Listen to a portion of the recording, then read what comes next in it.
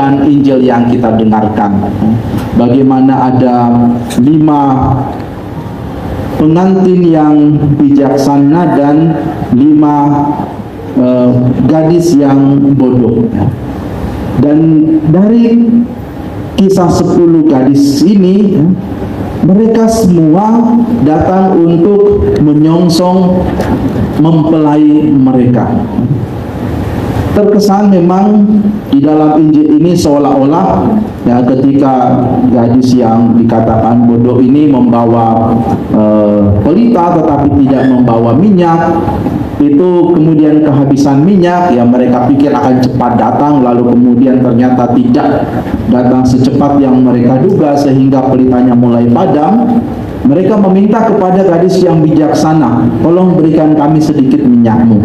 Tetapi gadis yang bijaksana tidak memberikan, seolah-olah ada apa ya namanya, tidak mau berbagi. Kok bisa bijaksana tapi pelit ya? Apakah bijaksana sama dengan pelit? Ya saya kira bukan itu pesannya ya.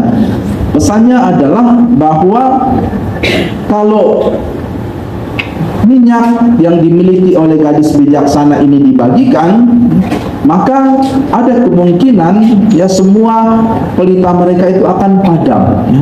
Sehingga ya mempelai laki-laki ketika datang itu sama sekali tidak ada pelita yang bisa apa ya namanya menyambut ya, istilahnya itu suasana gelap ya, pasti akan lain ya. Suasana pernikahan tapi gelap, mati lampu misalnya, pasti tidak nyaman ya. Dan itulah yang dihindari, minimal masih ada 5 yang menyala. Jadi walaupun kemudian tidak semeriah, tapi minimal masih ada cahaya. Dan itulah kemudian yang dipikirkan oleh gadis yang bijaksana. Karena walaupun sudah mau datang, juga belum tahu ini, siapa tahu ada apa namanya delay, masih tertunda atau apa, kan juga tidak bisa dipastikan. Maka dia memberi usul yang bagus sekali ya, untuk pergi membeli pada penjual minyak. Memang tidak diceritakan apakah kemudian gadis yang bodoh ini berhasil membeli minyak atau tidak, tetapi bahwa kemudian ketika mereka kembali ya, pintu atau tempat perjamuan nikah itu sudah ditutup. Ini bisa menunjukkan kepada kita sesuatu yang menarik, yang membedakan antara gadis yang bijaksana dan bodoh ini. Bukan soal pelitanya, karena semuanya membawa pelita, tetapi pada membawa minyak. Yang satu membawa minyak, yang lain tidak. Jadi persoalannya pada membawa minyak itu. Nah, apa yang merupakan minyak ini? Apa minyak ini?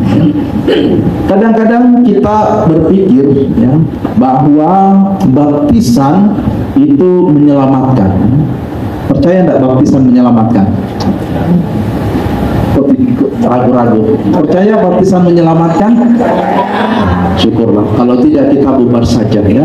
Untuk apa dibaptis kalau kita tidak percaya baptisan menyelamatkan ya. Tetapi tampak-tampaknya baptisan kita percaya menyelamatkan, tetapi di dalam apa namanya gereja Katolik terutama, tidak serta-merta kita dibaptis lalu kita selamat. Sama seperti ketika kita punya paspor, apakah dengan punya paspor lalu kita bisa bebas masuk ke Singapura, masuk ke mana lagi, ke Eropa, ke Amerika? Apakah bebas? Tidak, ya kan? Perlu apa? Visa, ya. Perlu apa?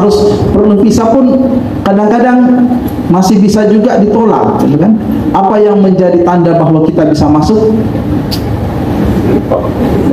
Kita bisa masuk ke sebuah negara kalau paspor kita sudah diapain? Di-stempel ya. Kalau sudah di-stempel artinya lolos ya kan? Pemeriksaan imigrasi lolos, berarti lolos. Nah, punya pelita itu atau punya minyak itu ibaratnya kita seperti sudah punya stempel di paspor kita, ya. Kita tidak hanya punya paspor tetapi juga punya stempel, dan inilah yang menjadi penting di sini. Persis juga seperti yang dikatakan di dalam surat Rasul Paulus kepada umat di Tesalonika. Paulus berkata, "Saudara-saudara, demi Tuhan Yesus Kristus kami minta dan menasihati kalian. Kalian telah mendengar dari kami bagaimana kamu harus hidup supaya berkenan kepada Allah." Ya. Stempelnya ini adalah bagaimana kita hidup supaya kita boleh berkenan kepada Allah. Dan inilah yang menjadi hal penting. Tidak hanya bahwa kita dibaptis, tetapi kita sungguh-sungguh berusaha hidup seturut dengan status kita sebagai anak-anak Allah, seturut dengan baptisan yang telah kita terima, seturut dengan firman Tuhan yang kita rajin baca dan doakan, terutama juga seturut dengan bagaimana kita membangun relasi kita dengan Tuhan. Maka kita diajak untuk senantiasa mengisi minyak ini, ya, sehingga pelita kita selalu menyala. Caranya dengan selalu membangun, menjalin relasi dengan Tuhan, entah di dalam ekaristi, entah di dalam doa-doa kita, entah di dalam persekutuan kita, agar kita semakin dikuatkan di dalam iman, dikuatkan di dalam kasih, iman, dan pengharapan. Amin.